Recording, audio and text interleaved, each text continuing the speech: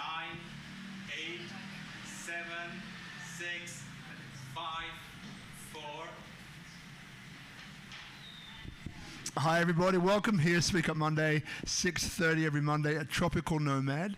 Now tonight we have, I know you're probably wondering, like these guys look kind of similar. Remember the first time we met, there's these two shiny head men with a beard, and we kind of, there was a certain connection almost immediately. Remember exactly. That? I remember exactly when we met, yes. Yeah. So this is Janur, which is, your name is Made Janur Yasa, but Janur is a name that you're called. Now, most of you probably know him because you would know about Plastic Exchange, which was this phenomenal project, which is about how do we, I guess in reality, right? It's exchanging plastic for rice, but it goes much deeper. And in Bali, I think when we first met, it was just starting, it was just an idea, and then through the last 2 interviews, we've seen it become this huge juggernaut. And you were recently in the US, and you won, was it the CNN Hero Award, which we might talk about later on. And obviously Moksa, Ubud, which is if you haven't been to Moksa, Ubud, like I don't call it a restaurant, I call it a community. Yeah. What you've created there is phenomenal. So tonight though, isn't necessarily about those two things. It's about something that I'm not sure if you talk about that often, but it's something that's always interested me about you. And we've called it the wisdom of the body, right? So I guess, look, before we get started, what kind of, when I ask you about wisdom of the body, right, what was it that you initiated that title? Well, thank you, my brother. This is our 3rd time here at Tropical Nomads, and it's always, happy to see you. Yeah. So the question is, what is the wisdom of the body? So I always said like this: there is 2 kind of a knowledge. One is like cognitive, which is in our head. Yeah, I'm trying to say this in like in Bali, there is no mind and body. We just have body. I think to explain this to the audience. My teacher, Richard Strauss-Heckler, who's I've been studying for years, and one thing that really struck with me is there's 2 kind of knowledge. One is in our head, which is cognitive, and one is in the body. So cognitive is you can get this knowledge through reading the book, watching a YouTube, go to symposium, you go to school. Yeah, and then you have certain kind of smartness about you because you're memorizing this.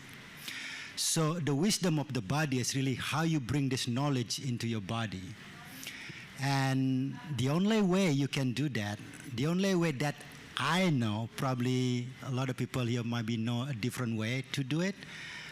The only way that I know how to get the knowledge through your body is through practice.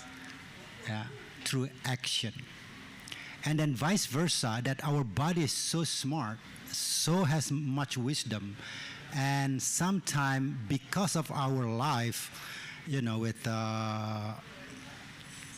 modern life, sometimes we have forgot about this, the mood sensation, that our body giving us so much signal, because they're smart.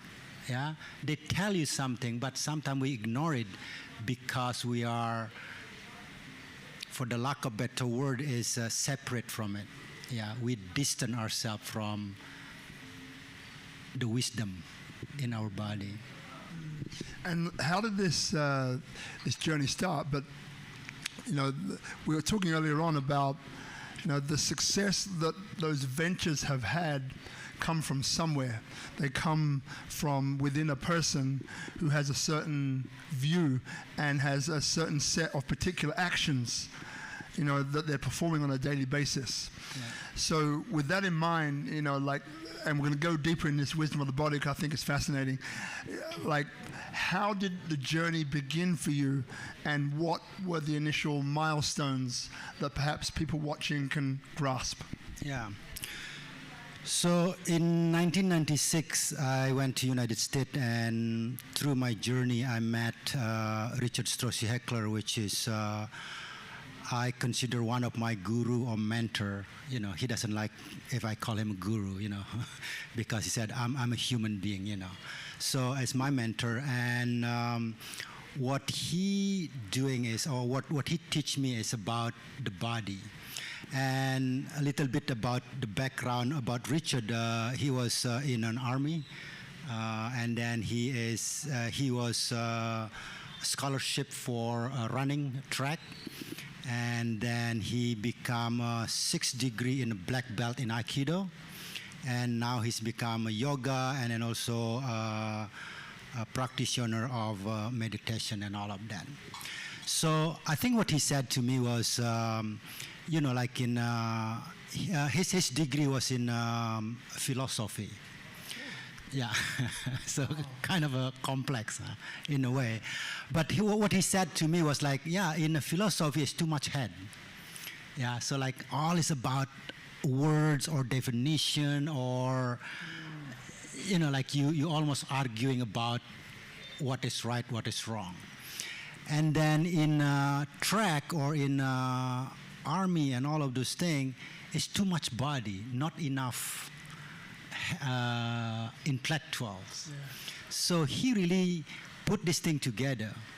Yeah, not he makes sense to me to put this together, which is your body is smart.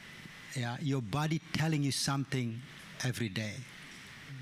And the other thing that's what he said to me is like the shape of our body because of the history who we are as a human being. Literally, like physically, the shape of you are right now because of your practice. Meaning, like if I would go to the gym every day, I would, you know, have a different shape. And through that shape, inside that shape, there is mood, emotion, sensation, and feeling. Yeah, and what really also Richard bring forth for me is like, if you want to change your mind, change your shape. Meaning like this, just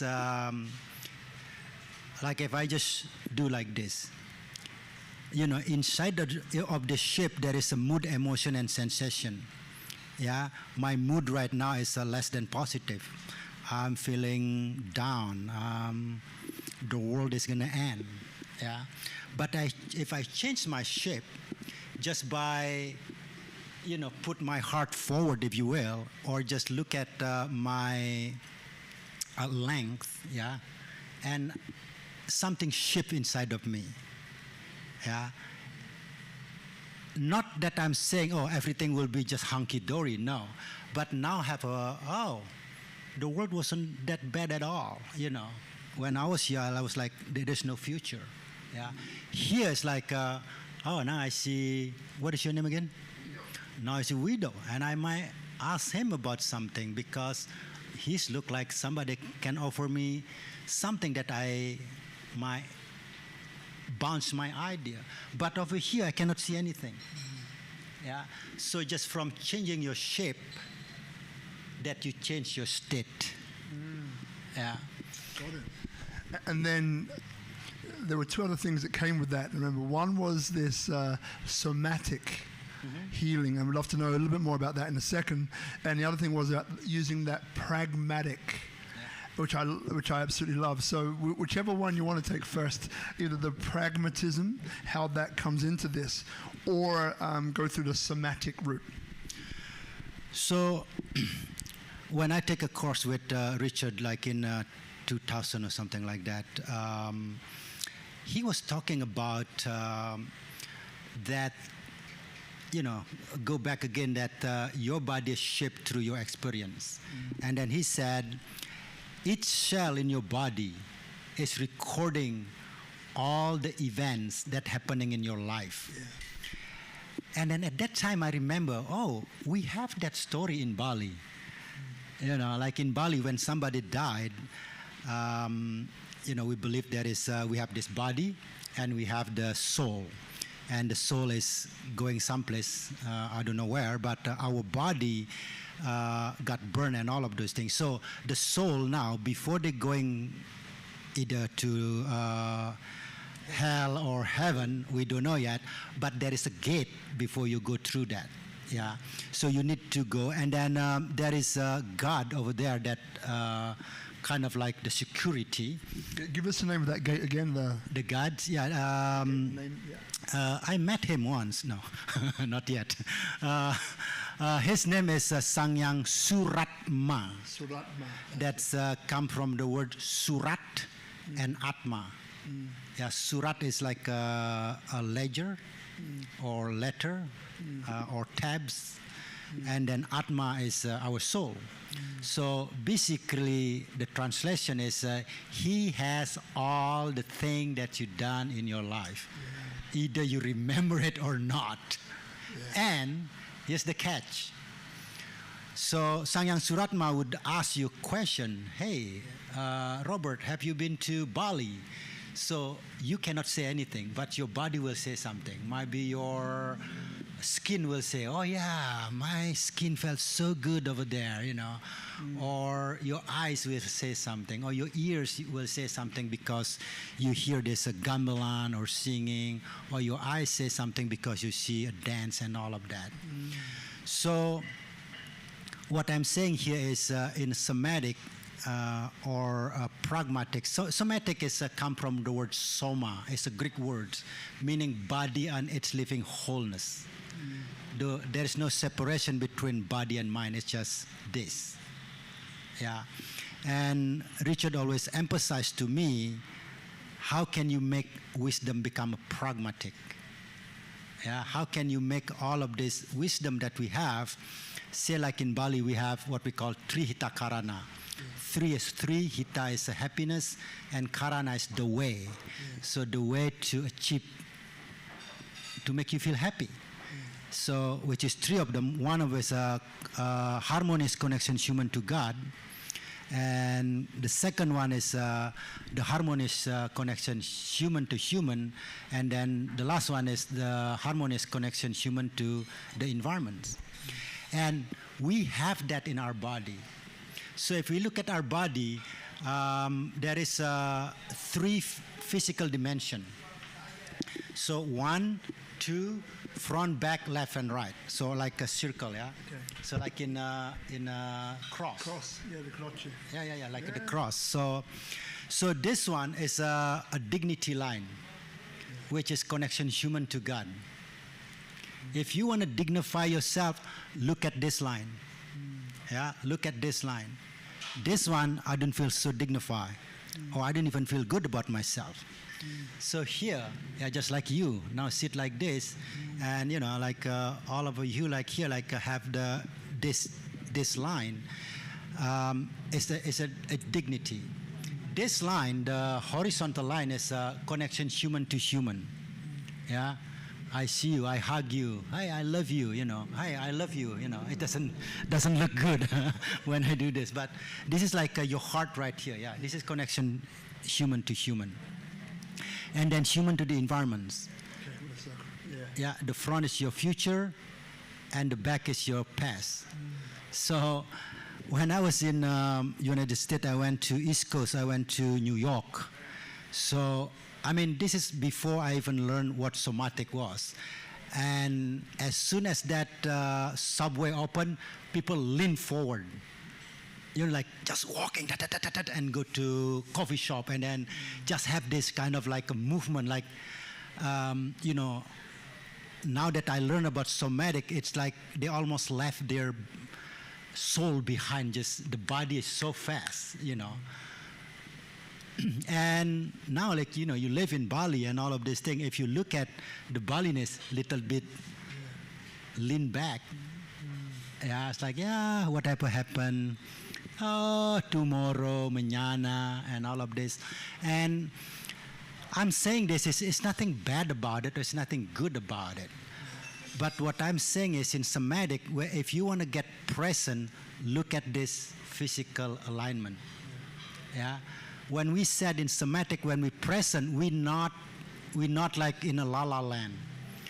When we present, we said present, open, and connected. Present to the situation, like right now, I'm present. I see people, I see you. Yeah, I'm open to whatever can happen. I don't know. We never talked before. No, we talked before, but I don't know where's this thing gonna go. Yeah. But I need to be open, and I'm connected to why I'm here. Yeah, what is the bigger picture in my life? You know, when we're saying about shape, and that our shape determines, you know, those 4 elements which are within us, you know. But then you mentioned about each country also has a shape, and we spoke a little bit about what's happening in Europe right now, which I thought, I've never heard the way that you described it. I've never heard that, so I'd love everyone here to kind of hear it as well. Yeah, so every culture has shape. Yeah, oh, that culture is so aggressive, and then you can think about it, you're like, oh yeah, the people, you know, like, whoa, you know, and then, you know, United States has a shape, Bali has a shape. And again, you know, the current situation in Europe is shape us as a human being, shape us as a country, shape us as a world. Yeah, I don't know what is that like. I don't know what is that look like. I know what is that look like, and this is, let's call it opinion. So careful here, because there is fact, there is an opinion. Sometimes we mix this. You know, we see opinion as a fact. You know, the fact is there is war between 2 countries. You know, some people said, oh yeah, Russia invaded, but hey, we do know, you know, like if you look at, but the fact is there is fighting going on, that fact. Yeah, there is about 1,000 people died, that's fact. You know, and then anything on top of that, like who's wrong, who's right, in the political and all of that, is an opinion. And then let's go back into the shape. So I think before you're mentioning the shape potentially of if I'm from Ukraine was so, if I was from Russia it was so, but just not the outcome, but the shape. Because that bit I think was kind of crucial.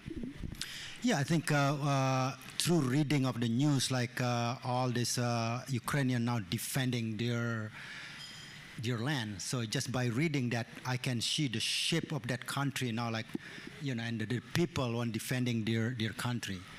You know, nobody want to defending their country like this.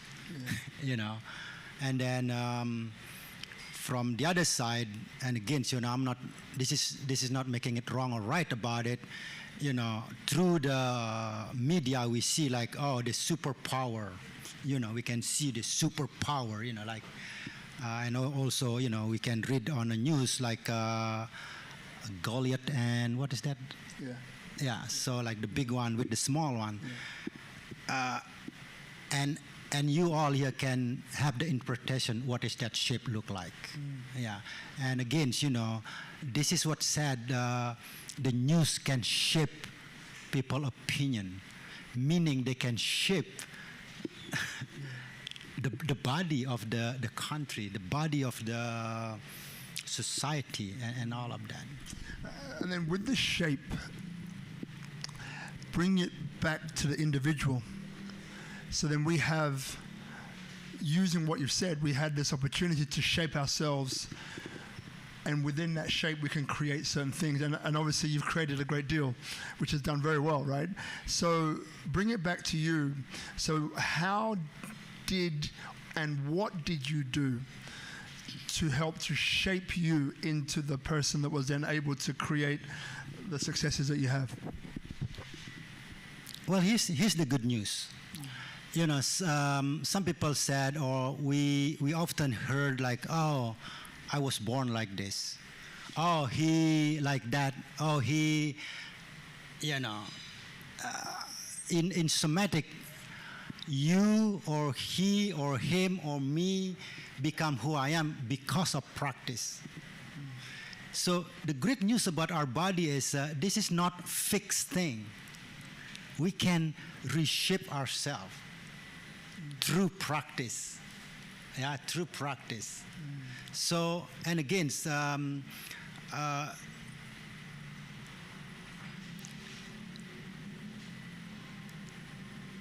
in a simple ways like this, sometimes people, calm down, and how do I do that?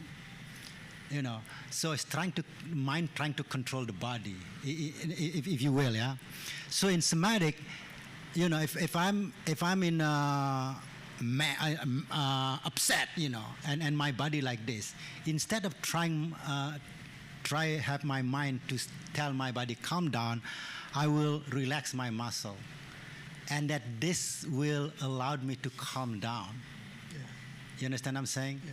So your question is, how do I become who I am right now? It's really through a lot of different practices. One of them is through, again, the journey that I took. I was an outward-bound instructor. Yeah, I took kids to the wilderness for 21 days, and then using wilderness as a metaphor for leadership. Yeah. Hey, if you want to bring 3 T-shirts, go ahead. That's going to be on your back, So it's, again, to a metaphor. You can bring anything in your life. It's going to be in your back, So, and then they need to decide, do I need the 3 T-shirts? Do I need the 2 toothbrushes or something like that, And then I was working for a company called Patagonia. And again, through this company really shaped me, in a way that instills some kind of foundation about environments, because they're really big about the environments. And I hang out with a bunch of people that doing a lot of sport, Prior 1996, I was drunk, drink, and smoker. But we can change. People said, "Oh, hard to change old people." No, you can change through your practice. Of course, probably older people hard to take a new practice because what you're good at is hard to let it go. Yeah. So again, through Richard, I really start practicing my leadership. Yeah. So if you look at the word leadership, it's come from word lethen, which is to make it happen. As a leader, you need to make it happen. Yeah. Whatever that you declare. Yeah, I said declare, a commitment or this, it still puts you in a place separation from that. But if I declare, so like a country to declare independence, and when you declare that, you will do anything to defend that declaration. I declare, for me with the plastic, I'll declare to clean the environments, prosperity and dignity. So that's my declaration for Plastic Exchange. Yeah. And then how do I do that? And again, look at this 3 dimension in your life, in your body. Yeah. Dignity, prosperity, environments. And then one more thing here, which is your declaration. Yeah. So if I feel like less than positive, oh my God, another trash, another plastic, but like, okay, what is my declaration? Yeah, look at my alignment, my body alignment. Relax your shoulder. March forward. Got it. So then, what else became important for you? Because I can see you through the things that you've done. So, I mentioned earlier on, that Plastic Exchange was about cleaning up the environment, exchanging plastic for rice. But that's not strictly the case, because what's beneath it is actually changing people's attitudes and habits. And I remember that, and if you can remind me of that, when you do something 100 times, if you remind me of that, I think it's brilliant. Yeah, again, Plastic Exchange is an action, education in action. Yeah, again, to bring the knowledge into the body. Yeah, you martial art yourself. So Richard said to me, Janur, if you want to remember a move, you need to repeat this 100 times. So 100 times practicing. Just to remember. Just to remember. And 1,000 times to get it in your muscle memory. 10,000 times to make it embodiment, to make it like you didn't even think about it. Okay, here, when I do this, I learn this. So this is one thing that I learned in the United States. When I was in the United States, every time people talk, they do this. You're like, 100 times, you know. And I was like determined, I gotta know how to do this, you know. Because if I want to be in a culture, I want to be in this country, I need to know how to do this, you know. So by saying that, arguably, there's two things that we look at in our life: safety and sense of belonging. If I can do that, I'll belong, man. I love it. So then there's I've been watching a lot of history at the moment, and there's this documentary about ancient Rome, right? And it's Julius Caesar, and he was crossing a river, which the name escapes me, and it became like a saying, right? It's to cross the boom. Yeah. And what it was that, you know, he had a big army behind him. In crossing this particular river, it meant that he was declaring war on Rome. Yep. Right? And it's saying, it will come to me later on, I'm sure, but it was one of those defining moments, right? So when you look back through all of this conversation that we're having, somatic, we're talking about, you know, memory, 100, 1,000, 10,000. We're talking practice. We're talking knowing how your body is aligned.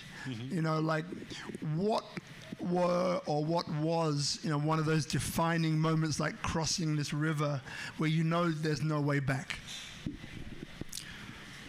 One thing that I remember was 1996. I was on a way to die young, if you will. My girlfriend at the time and become my wife, but no longer. So she was, in a way, was declaring to me like, if you want to come to United States, this is what you need to do. Otherwise, no. Yeah. So that was like the defining moment, like for me. I mean, that's one of, you know, like many defining moments in our life. When you ask that question, that was come to mind. So Richard said this: suffering is a gateway to enlightenment. Yeah, I was suffered. I was like no job. I was drunk. I was, you know, like, I was like, I want to change. And somebody come and like declare it for me. And through that declaration, I declare to myself, no more of this. Yeah. And then you mentioned about, you know, suffering being the gateway to enlightenment. And we're here in Bali, which is one of the most, you know, they call it the island of the gods, right? So then when I ask you, you know, like, what is spirituality to you? What comes up? Because I preface that, I see you as a very interesting person, always have, because at first it was an energy and vibe exchange before I even knew you. But having known you for some time, you know, I get to see, you know, there was a guy called Bob Randall, and Bob Randall was an Australian. He's an elder of elders, so Aboriginal elder of elders. So as you know, or as you don't know, in Australia you have hundreds of Aboriginal tribes. Each tribe has a story called the dreaming, and the dreaming is a way by which you it's like the story of creation in some way, and each one has a version of it, but that story is complete in itself. What makes it very interesting is that, so Bob, and there's some others like him, elder of elders, knew all of the different stories of the dreaming actually created one story. So they were all separate parts of one story, which is like blew my mind. So he had this whole different appreciation of kind of how it operated. So not comparing you to Bob Randall, but you remind me because, you know, you're from a nation that is deeply entrenched in spirituality in some way, shape, or form. Yet you also managed to go to America and have all these other experiences, which kind of in a way put you, from this point of view, like a foot in both worlds, and able to understand both, you know, which is great, right? So when I say to you, you know, like when I say spirituality, what does it mean to you? It's kind of about where are you now, knowing what you know about these different aspects of life and how they can come together. Where do you sit with it now, and has that evolved over the years into what it is now? Well, you know, the Eastern philosophy teach me to believe. You know, sometimes without questioning. You know, this is how you do it. Do it this way. We've been doing this for 100 years. No question asked, right? When I moved to Western, or in this case was United States, it was like everything need to be explainable. You know, if you cannot explain it, or you cannot prove it, it's not exist. You know, just 3 days or 4 days ago, I was in my village, and we have the conversation just like this. You know, like my sister was asking me about, do you believe in God? You know, she asked me that, and I said, I do. But seems like you not believe in God. You know, like I do. You know, but I'm not believing God like blindly. You know, and I explained to her like this: the way that we teach things here, mostly, we teach it through by telling them like, oh, do not swim in the ocean. There is some creature going to pull you down to, you know, like through what you call like scared. Fears. Yeah, that's the word that I'm looking for. Through fear. Even to believe in God, you know, or if you don't do this, God gonna get mad. Or if you don't do that, you're gonna, I mean, it's a fear-based teaching, you know. Like I remember when I was a kid, I went to the river, and my mother said, do not go to that river because there is a certain entity or deity that live in that river. I'm going to pull you down. Well, now that I think about it, yes, there was a big river. You know, if you don't know how to swim, and if you, of course, you're going to die, you know. Instead of, let me teach how you should swim, or do not go there because it's the current is this and that, but it's all about fear-based. So that's what I'm saying to my sister, like, I'm not fear God, I respect God. Yeah, because for her, if she not do certain kind of offering, God gonna get mad. And I said, wow, would be privileged to be a God, so you can just mad to everybody if people don't do what you want to do, you know. So it's all about the feeling. I believe, you know, I believe in there is you know, energy. There is two different, you know, in Bali we believe in skala and niskala. Skala, what I can see you. Niskala, which is I cannot see your, and I cannot see your energy, but I can feel your energy. But there exists, what I'm saying. So because you cannot see it, doesn't mean not exist, right? So I still believe in that. I believe in duality. I believe in this and that, but I'm more pragmatic about it, you know. And I tell to my sister, I'm more pragmatic about it.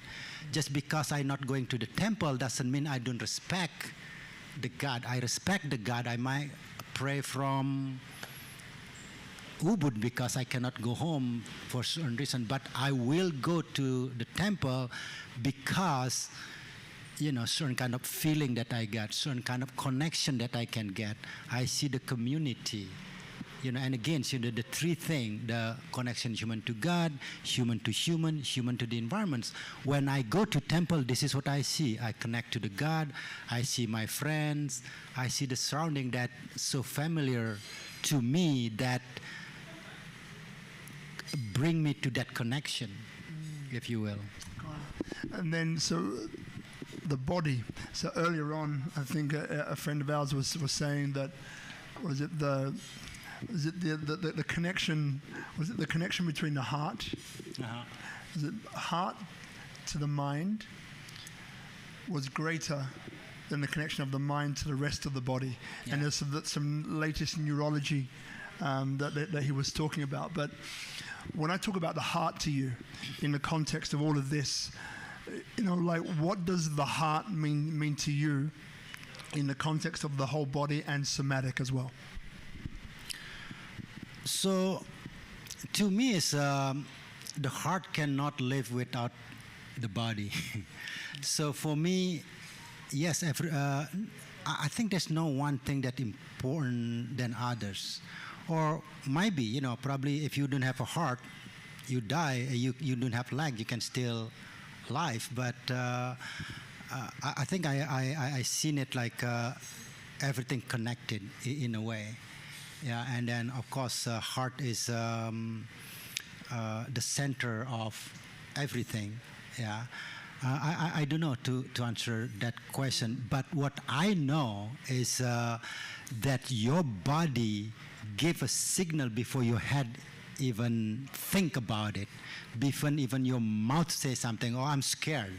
So your body is already scared before you say, oh, I'm scared. Yeah. So what I'm saying is, inside of this body there is feeling, mood, emotion, and sensation. Yeah. Afraid, excited, sad, whatever that emotion or feeling is a bodily phenomena. Yeah, meaning if you're talking about heart, when I'm afraid, my heart probably beat faster. When I get excited, my heart also beat faster. You know what I'm saying? So I look at the whole bodily phenomena, my heart beating faster, and I stop breathing, and my hand is like this. That means I'm mad, So that's the bodily phenomena for me when I'm mad. For some people, mad is screaming. For some people, anything, meaning like this. Knowing what your body do when you in certain thing is really useful, because when you know the shape of your body when you're under pressure, for instance, and then you can change that shape to make you calmer or under control or something like that. Got it. So Guzman, do we have, or Ayub, the third microphone? Because I've got a feeling that there's a few questions in the audience as well. So here, while you take a little swig of that coffee. So when you come here live, you have the opportunity to ask questions, and we have a microphone, and it's great because there's an opportunity then to get some, because usually things are stirred, things come up. When most people talk to this beautiful man, it's always about Plastic Exchange, it's always about Moksa. So today, because we've done this twice, this is our third time, we wanted to mix it up and kind of go deeper into the person and the man, the practice, and how this connection between mind and body. And of course, those of you in the audience will probably say, yeah, but there's also this this gut-mind-gut connection, mind-gut-brain intelligence. So there's a lot to get through.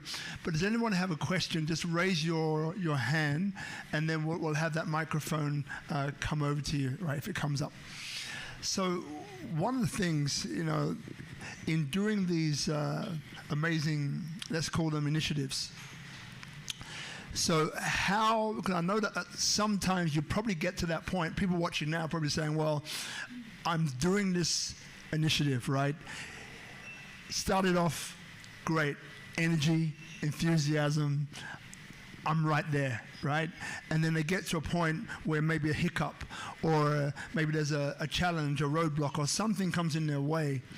And now that it's like a balloon, pop, not pop, but maybe it's beginning to deflate. Mm-hmm. So relating that to what happened to you and any of the projects that come up in your mind, like what did you do? What can other people do to help to either keep them re-inspired or get them re-inspired, or to foster resilience, or to find a solution to whatever's in front of them? Creating declaration is really important, because once you get a defeat, like, hey, what is my declaration when I start doing this?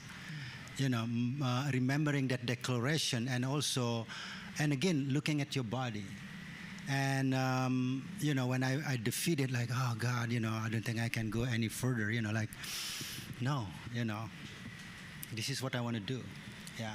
And then again, it's not as simple as like, oh, yeah, I just changed my body and then like, now everything hunky-dory. No, like a lot of practices that support that, like I said earlier with you, like not every day, but in 1 week, I always go like outdoor is my thing. My thing is like riding bike in the morning. So when I feel deflated and all of that, jump on my bike, I'm just think about it. Why do I feel like this? Usually by the end of bike ride, see like this again, yeah? More than 10,000 times. More than 10,000 times, man. So like, don't even know I'm doing that. So yeah, keep your practice. Yeah, keep your practice, whatever that means. For me, it's like a physical, outdoor biking. Yeah, do not stop doing your practice, because that will help you in this hard moment. Like, oh my God, am I crazy gonna clean Bali? Am I crazy gonna do this? No, through your practice that will help you. That. Some people might be saying declaration. What is that? What does it mean? So if I ask you declaration, you mentioned before, and you with you, it's always about this, right? The declaration's right here in your dantian. But what does that mean so people can understand declaration? Well, word make you move. If I said, declaration is similar as a commitment, promise. But declaration is I'm declaring something. Yeah, it's like has a bigger. I promise to you I'm going to see you. I commit to do this.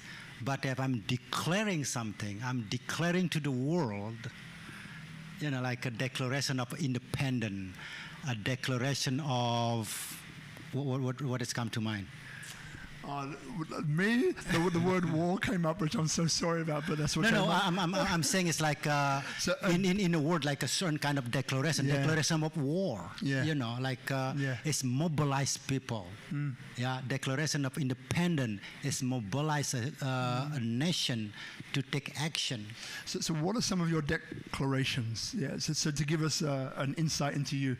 So what declaration when you the last declaration that you can remember, what was that declaration about? And if you can maybe repeat it for us. Yeah. Plastic Exchange. So what was the declaration? Well, I declare to educate, I declare to empower people to change their behavior through edu-action, through a dignity barter system for the clean and healthier environments. Got it. So, and that's what you tapped back into in those moments that were difficult. Of this is what I'm here to do, and take a breath, breathe into that, and declare it again. Declare it again. It's good. Okay. It's good to have declaration. What I'm saying was just a little bit too long, but it's good to have declaration that is short and concise. Yeah. So I would make that short. I'm declaring to clean Bali. What does that look like? 1, 2, 3, 4. So it's easy to remember, easy to say. If I said to you, I declare to clean Bali. Wow, that's so noble. Tell me about it more, Got it. And then the other side of this, so phenomenal success. Right, so in the past, with me personally, right, I've had phenomenal success, and then I've like self-sabotage. Oh, right? Carpet, fall on the ground. Oh shit, here I am. Oh no. So self-sabotage. So if you're having phenomenal success, how does the way that you practice, how does it impact that? And this is again, you went to the US, you got your CNN Hero Award, you got your photos, you're around the world. People know you from all corners of the globe. That the globe is round. I've always wondered when people say corners of the globe when it's actually round. But anyway, so then how do you even control that? There might be some people here who might be self-sabotaging. How do you deal with that? Here's the other thing about somatic. It's like, you need to feel grounded about what you're doing.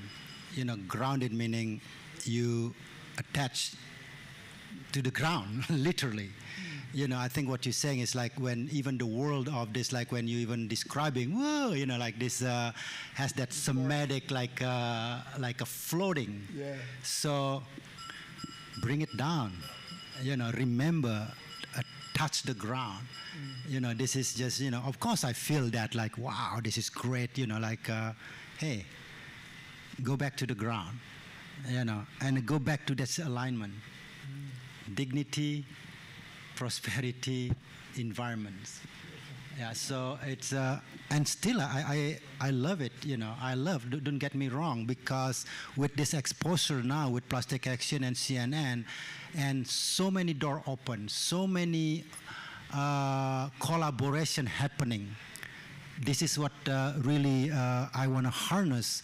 And for the people who's listening this podcast, the only way to move forward is collaboration. Yeah, collaboration. There is no one system that's perfect in the world. None. Collaboration, make it better, or hashtag together, make it better. Love that. And so for those of you watching here, if you're inspired about how the mind and the body interrelate, how they work as one, we can also continue this conversation, not as a speak up, but separately.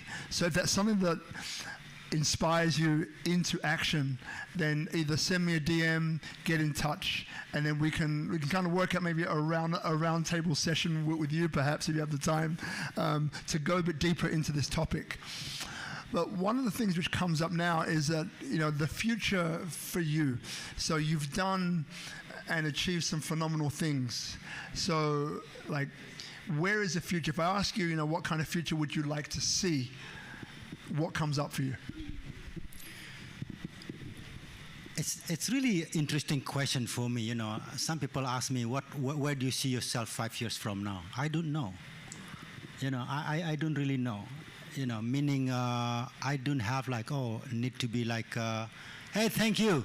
We'll see you at the bar down the road.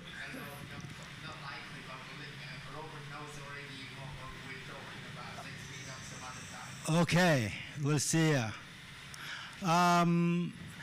Sometimes it's hard for me to answer that question, really, because I don't know.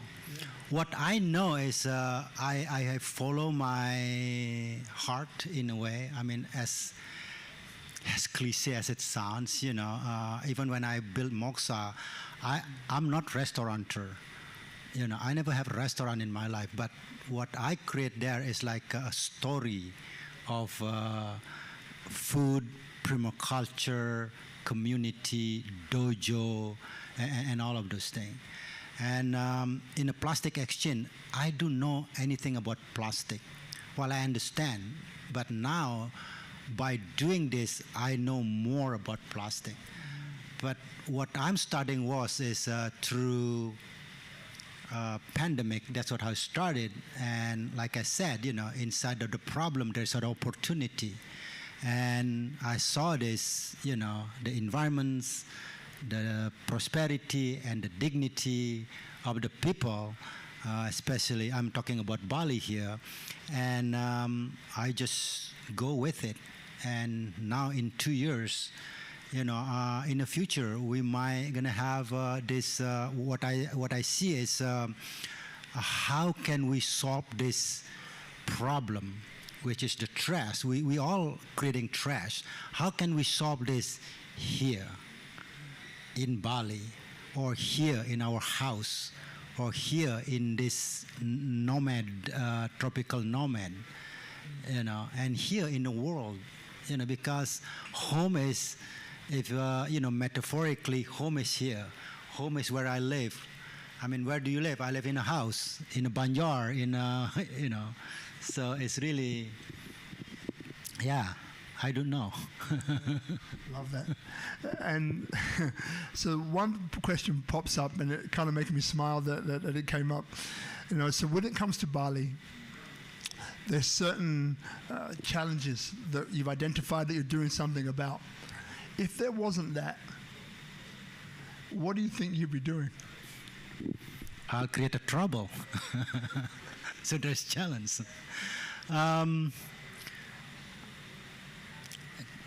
Cannot answer your question because I don't know, because it's that if we wear enough, there's always something that you can fix. I mean, how many tripods is in the world? I mean, people, I don't want that round because it's easier to put it up and down. And then people said, round can twist. Let's make it square. Now let's make it with the 3 different, I mean, because you use it all the time and then you see the challenge, because you see it and then you innovate. Like the mic, how many different kind of mics do you need to have? And the system is the same, but the improvement around it because of the challenge might be too heavy or might be this and that. The people want to improve that because of that challenge. If anyone was listening now and they're saying, I want to contribute, there's somewhere where I've identified, maybe it's tripods, there's somewhere where I've identified and I really want to get on and I want to do it, right? So we've spoken before about how this habit, and how the shape, within that container forms what's possible for us. So if we're like this, then probably not going to be possible to do something expansive and huge, right?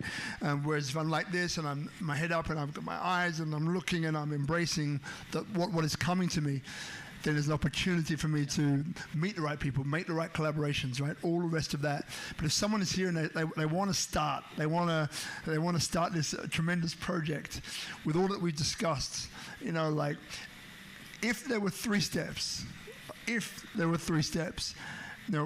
what for you would be those 3 steps to starting anything? Well, first thing is an awareness. There is awareness is go like this. Before you even aware to something, you need to attend to. Yeah. So you need to identify what do you want to change. That's the first thing. Like, I'm aware of there is a lot of trash here. Yeah, and then I want to change that. If you're not aware, you cannot change it. But to be aware of that, you need to attend to. So like I ask now, do you feel you sit on a cushion? Yeah, because I asked you. Yeah. Right now you're aware. Yeah. Is it comfortable? Do you need to change it? You need to that. You need to identify first what do you want to change. I want to change my behavior because people give me feedback that I yell all the time. Until you're aware or until you know what you want to change, you cannot change it. So that's the first one. Like, when you attend to and then you're aware, and then you need to take action. Yeah, and then go back again. So it's kind of like this a loop. Just because you go down this is not like end there. It's like, sometime I forgot, now you forgot again that you sit on a cushion, right? But because I remind you again, that's right. You remember again. So this is what we need, coach. We need to coach to remind you what is your declaration. You need a coach to remind you what, how do you sit? How do you, what do I need to work on? It's same thing like when you play basketball or soccer. you can run, you can dribble, but the coach like, oh, if you just lean your body to the left a little bit, it make the shoot easier. And then you like try it, oh my God, I didn't even know that. So you need somebody to guide you toward your declaration. So good coach would ask you, what is your declaration? Oh, I want to be this. I want to be the fastest runner. Okay, let's work on that. You know. So anybody want to ask a question here or no? Questions? They're going like, I don't want to ask a question. Yeah, great.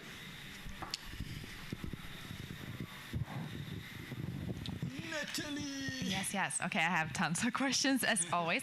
But what pops into my head is just, if we're speaking about creation and you're speaking a lot about the shape, what really comes first in creation? Because well, most often we speak about whatever you think, you will become. So everything starts in the mind. We think a thought, and the thought creates maybe a shape, or an action, or an emotion. And I'm just curious, with your perspective, what is the most powerful practice here if we would have to choose? Like either, okay, I changed my thought, and therefore I change my shape, or we go the opposite way and like this, okay, I start with my body and therefore my thoughts will change. So I'm just interested in hearing your perspective on, what comes first, and because you're speaking about taking on different practices, and if so, from your perspective, what's the most powerful way to start? That was the long question.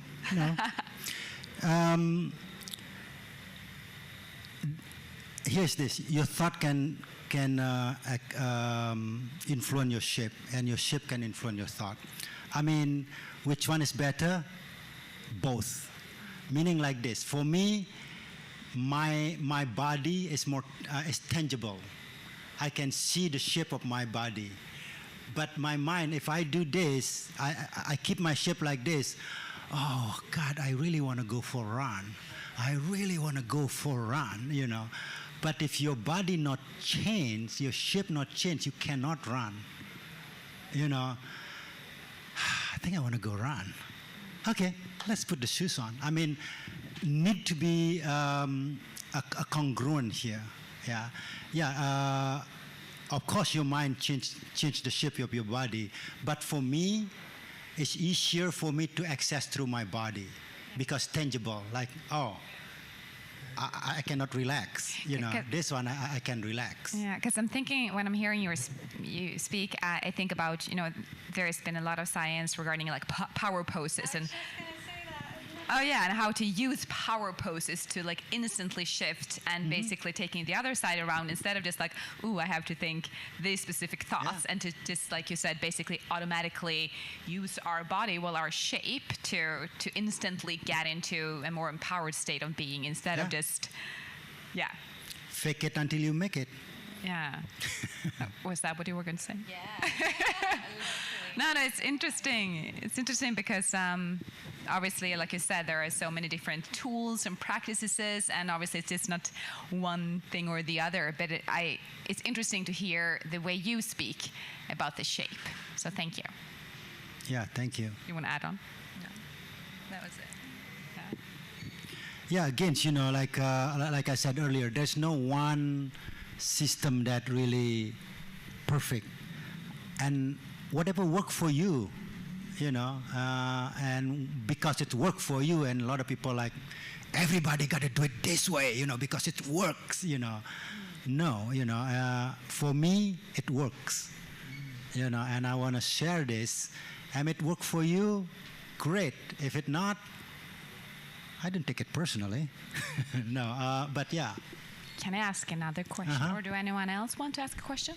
I'll ask a question. It's okay. Yeah. Yeah. As we're speaking about the shape and the body, what would be your input on how diseases can manifest in the body, the shape? And when I say diseases, like it doesn't have to be like every single little symptom that we can experience, whether that's migraine or stomach issues or whatever. What would you say?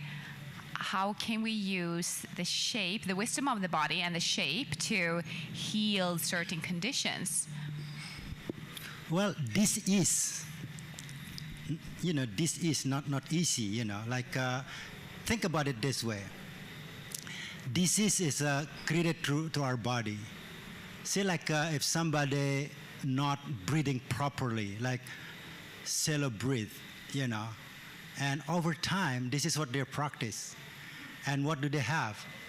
Emphysema or asthma or whatever it is, and we can heal our bodies.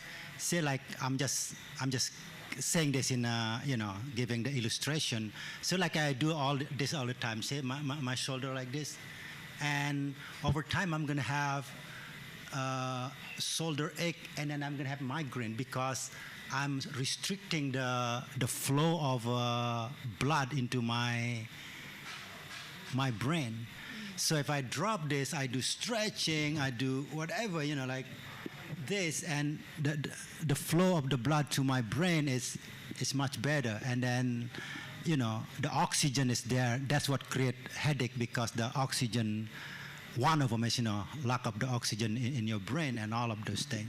So, and of course, medicine is also help to heal. And again, a lot of disease, or especially in quote trauma, we can really heal it through our body. Yeah, because like I said earlier, all the events that happening in our life, it's held in our body, or it's recorded in our body. And I don't know what does that look like in some people, because it's not a cookie cutter. Oh, if your mother yell at you 20 times, this is what happened to you, No, it's like over time affect people differently. Yeah. Thank you. Any more questions over there? You got one more. Go, Nat. Yes, okay. Come on, Nat. Let's do it, Nat. Okay. What was I thinking now?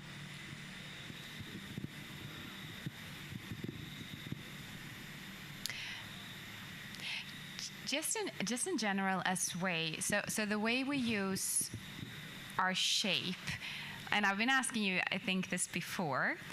Would you say that, by looking at a person's specific shape, how much information would you say that there is from your perspective and your trainings when you look into a person that you've never met before?